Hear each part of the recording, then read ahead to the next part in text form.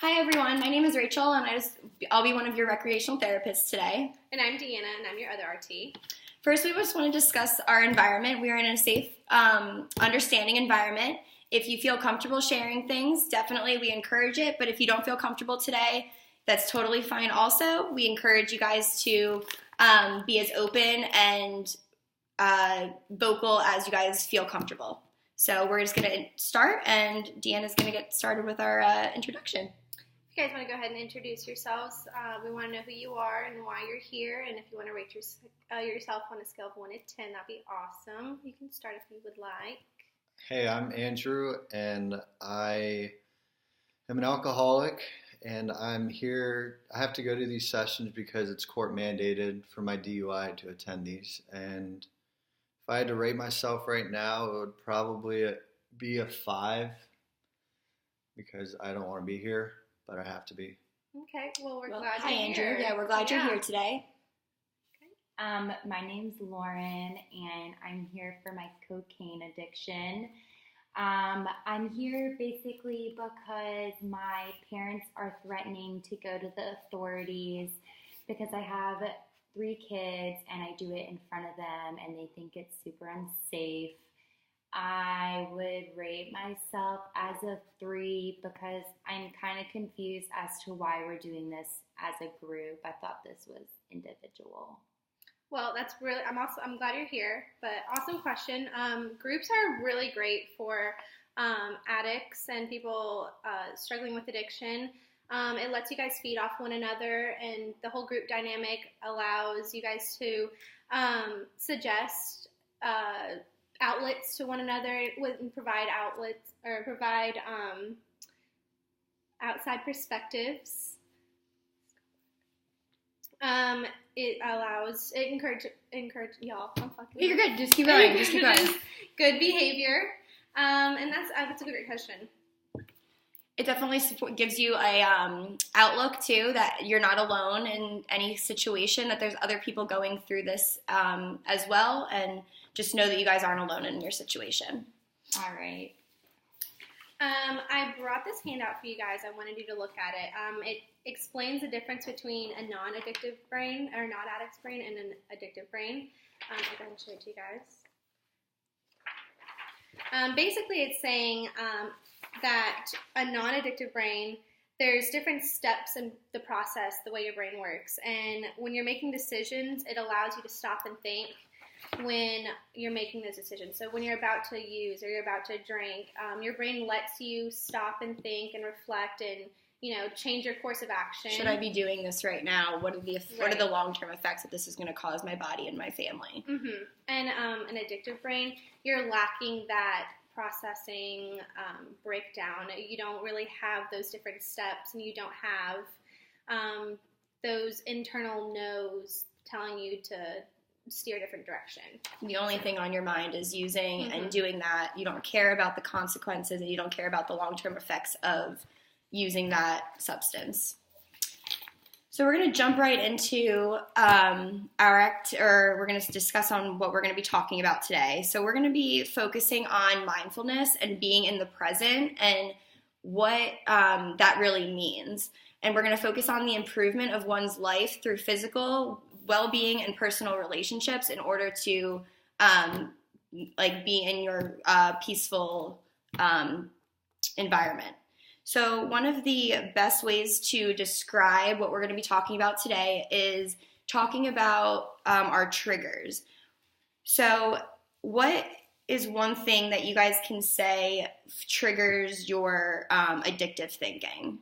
Well, I can't even answer that because I don't even understand what you mean by what is a trigger.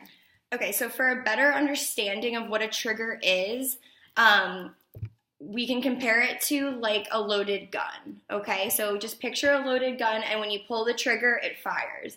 Addiction, especially in early recovery, it's very much like a loaded gun with a sensitive trigger. Like Deanna was talking about, when you're with a normal brain, you can stop and think, should I do this? Should I not? With an addictive brain, it just kind of happens. So when you're holding that gun and you're about, your fingers on the trigger, you don't think what's going to happen from this. You just do it. So that's why we kind of connect it with the sensitive trigger. So things that you don't really think about, things that just set off your needs. Yeah, your need to use. So when we pull that addiction trigger, it's, talking about our addictive thinking, our addictive behavior, our craving toward high risk situations, and this takes you away from your support system. So after discussing what a trigger really is, can any of you guys say what one of the things that sets off your addictive thinking? My trigger would probably be just like being like at a party and just trying to fit in socially. Seeing everyone else. Everyone else drinks. Like, why shouldn't I? Lauren? I guess my addictive trigger would be I have 3 kids and I'm working, so I'm just super tired all the time. And there's nothing that keeps me awake like caffeine and coffee, everything like that just doesn't help. So I turn to cocaine, and that really seems to help. So I guess mine would be being tired and overworked. Well, I'm glad you're here because we're going to do some stuff today, and the whole point of you being here is to identify those triggers, and we can find different outlets that will help you get through the day and such like that. So in defining your triggers, a trigger can be something that can be connected in some way to that drug. So if, why is blank affecting me and causing me to feel a certain way when I use this drug? So when you're thinking about the triggers for our activity, that's what I want you guys to be thinking. Why is blank causing me to feel blank, which is causing me to do this drug or to drink this alcohol? So if you guys will look, I'm going to pass out these worksheets. And the first one we're going to talk about is our external triggers. And an external trigger is focusing on what activities, situations, and settings put you in that need to or want to use that substance. So as you'll see on the worksheet, it talks about being home alone, home with friends, during a date. It basically just lists a couple different triggers that can set off somebody that is going through early recovery. And we just want you guys to just go through that and check off the ones that may apply to you, and then we're going to discuss it. Do you guys have any questions before we start? No. No, I don't. Okay, if you guys get stumped or you guys need some help, just let us know, and we'll give you guys a couple minutes to fill those out.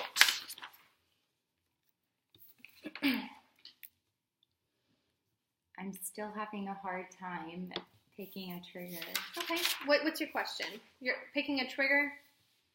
So you said it was when you're at home and when you're tired and your kids. So there's one over here that says when you're home. I don't really see anything about being tired, but you're not limited to these. You can do anything you'd like. But do you understand what you're trying to choose?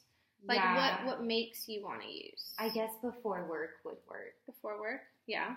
And then at the bottom, there's also there's an area at the bottom that you can list different things that may not be listed in the checkoff boxes. So if your kids do set you off and do make you want to use cocaine, then definitely list that below so we can acknowledge that that's definitely one of your triggers.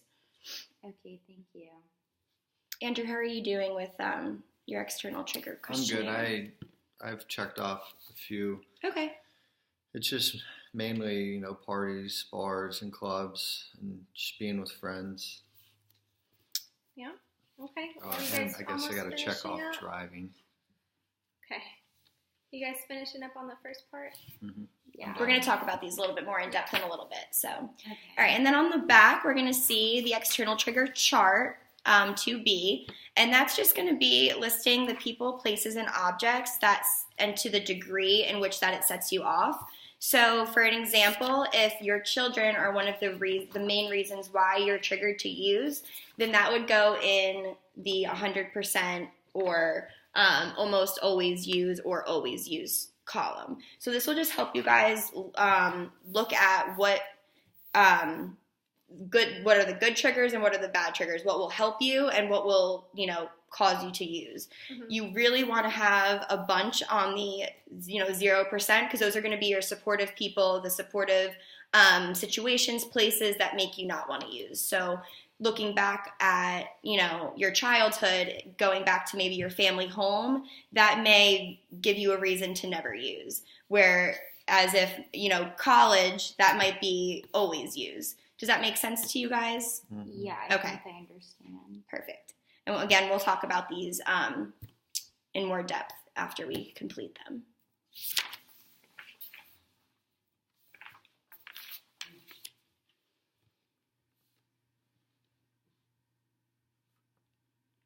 And in order to get some ideas, you can go back to the front of the page just to, rate yourself on the ones that you did have checked off. That can give you some better ideas and just, start your brain rolling and see what would what sets you guys off. I know it's hard to think about on the spot because these kind of things kind of happen, unpredictable. They're not predictable at all. So we're trying to,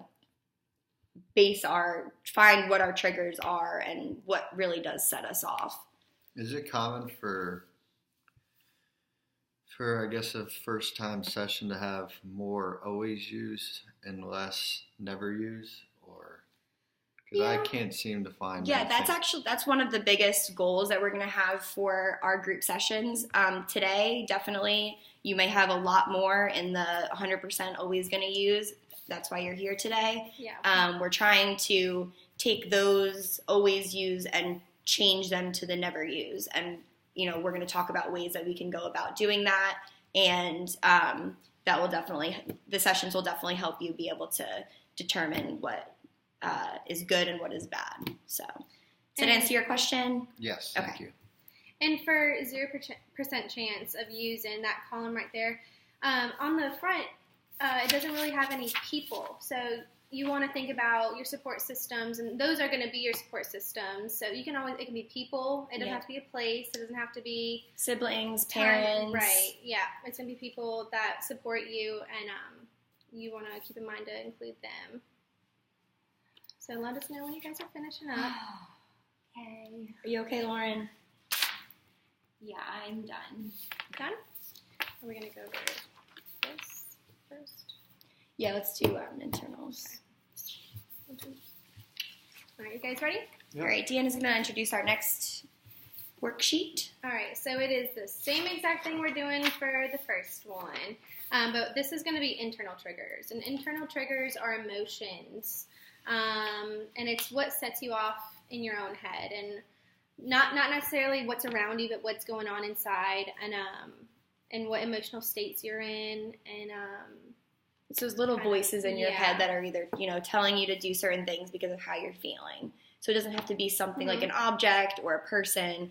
That's your external. Your internal are going to be your feelings, your inside emotions, how things, when you feel a certain way, does trigger you want to use.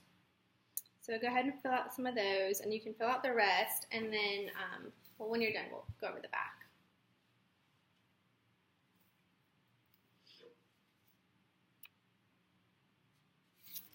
Get you thinking a little bit how differently you yourself kind of trigger yourself in a way than your surroundings, huh?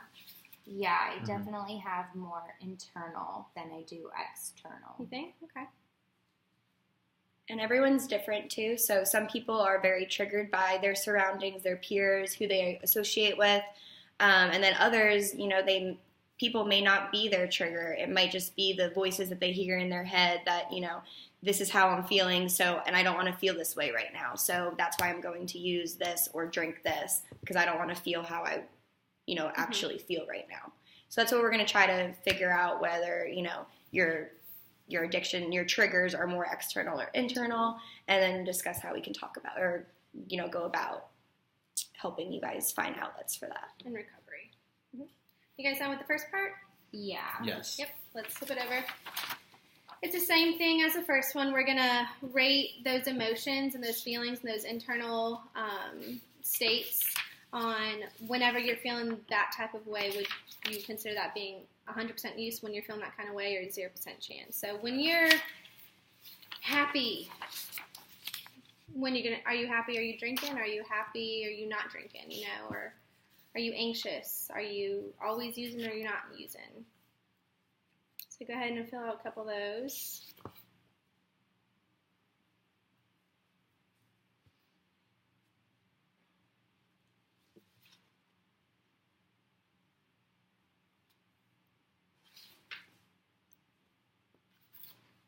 Do you guys have any questions? I don't think so. Okay. Mm-hmm. Awesome.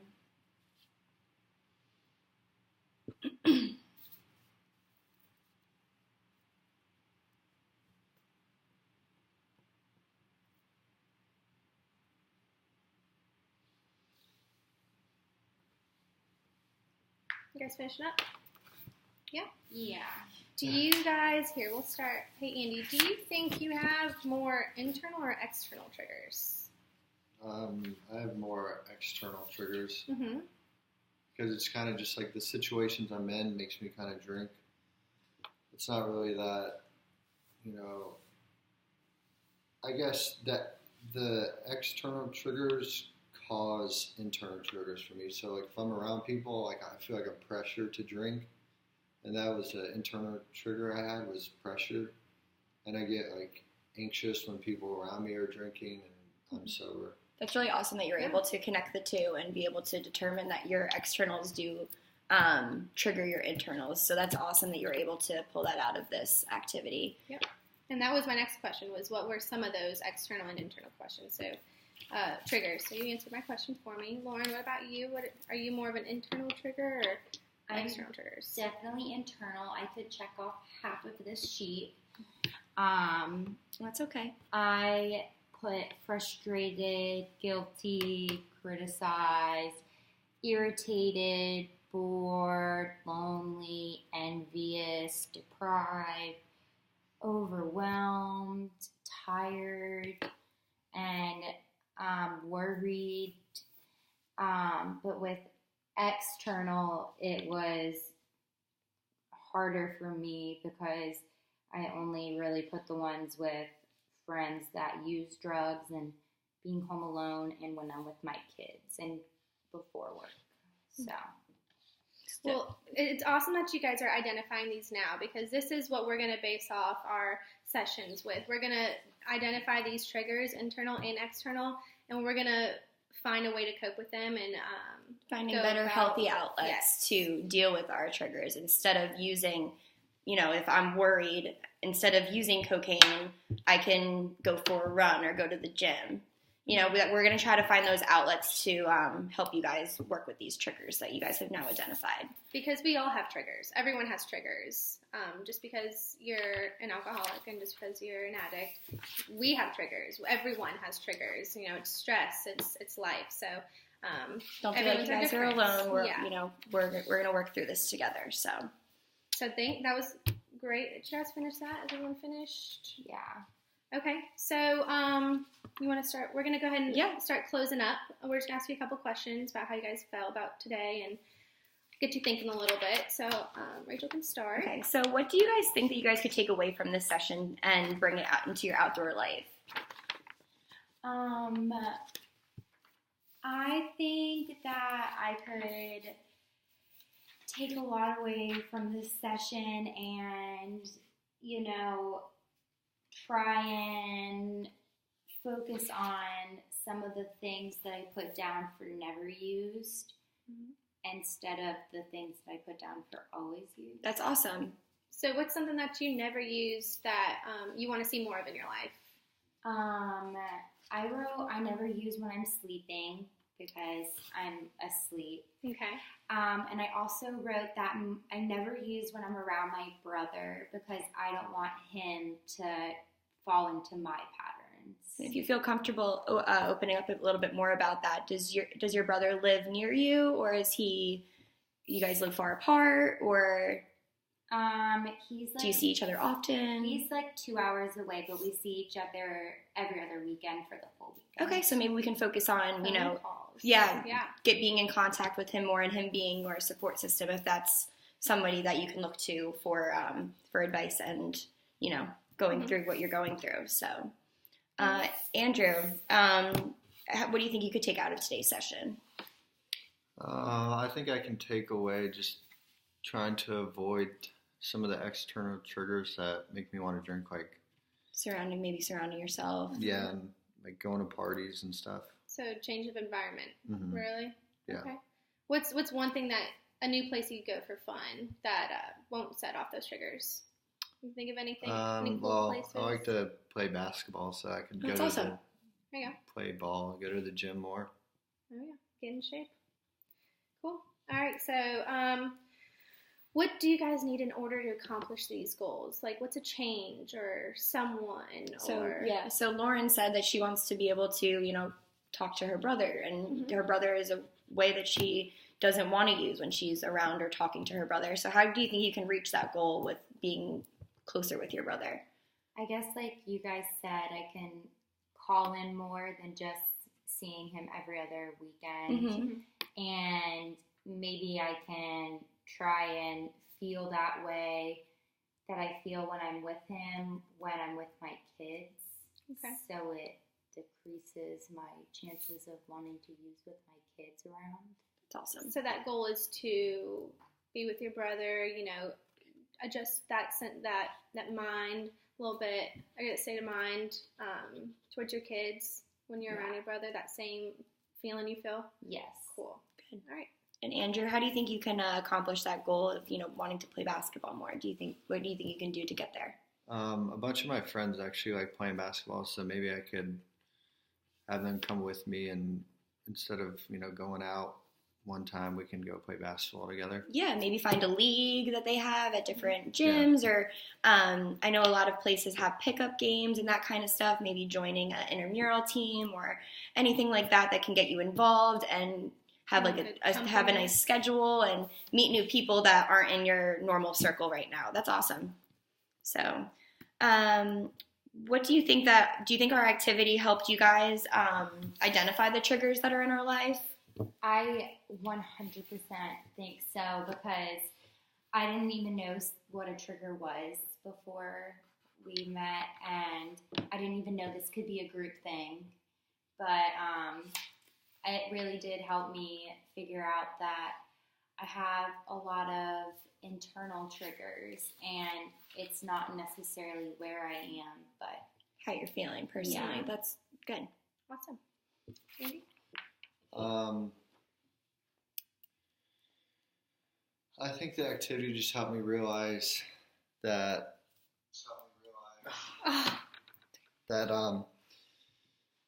seeing all these things on paper helped me realize that if I just minimized all these triggers and being in certain environments, that I don't think I'd drink as much. Perfect. All right. So, why is it important for you guys to identify these triggers? I think you need to know. Well, I didn't really know what made me drink. It just kind of would happen. So I think talking about it and seeing it on paper. And then where are we going to go from there? Once you identify these triggers, where are we going from there in our lives? Where do you hope to be now that we've identified some of these triggers? What do you mean by that? Well, you said that you're here because of the court. Are you from a DUI? So do you not have your license right now? Do you mind me asking that? No, I do not. Okay, so that can be a goal. So since you identified your triggers, you can identify where you want to be, where you want to end up in life, and goal 1, get your license back. Stay sober, stay safe. What's something else? Anything else you want to be in life? You mentioned that you wanted to maybe join a basketball league. That could be a great goal to set for yourself to, put yourself out there and meet new people, which could be the hardest part. So that's definitely a good goal that we can set for ourselves. Mm-hmm. Yeah. It's like a stepping stool. Once you identify the triggers, everything else is going to start falling into place once you take action. So why was it important to you to identify these triggers? Where are you going from here? I want to get my parents off my back, and I want my kids to have a good role model to look up to. So I guess my first goal would be to start calling my brother more when I feel like I'm going to use. Okay. And then hopefully not use around my kids anymore. Awesome. A great idea to like keep these goals in mind while going through recovery is write the goals down. When you think about different goals that you want to reach, write them down so you can look at them and remember that, you want to be there for your kids. So next time you want to use, you can look at your goal sheet and say, oh, if I use, that's not going to be an option. I'm not going to get my kids back. So, being able to have it written down in, pen and paper on your desk or on your, posted on your door, so when you leave your house, just to think like, if I use, this isn't going to, I'm not going to reach my goal. Mm-hmm. So that's just a great way to be able to really just focus on reaching those short-term and long-term goals. So we just want you guys to rate yourselves on a scale from 1 to 10, 1 being the lowest and 10 being the highest, how you guys felt you guys did during the session. So think about how you guys participated. Did you guys participate to your fullest ability? Or maybe you guys could have participated a little bit more. And what do you guys think you guys can do better for next session? I think I'm a 8 now. I think I realized things that I didn't think I was going to realize.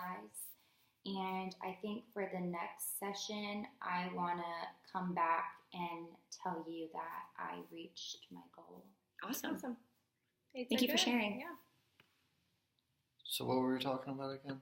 It's okay. We're just gonna have yourself rate yourself from 1 to 10, 1 being the lowest, 10 being the highest. How you felt you did during today's session? Do you think you could have maybe participated a little bit more? Do you think?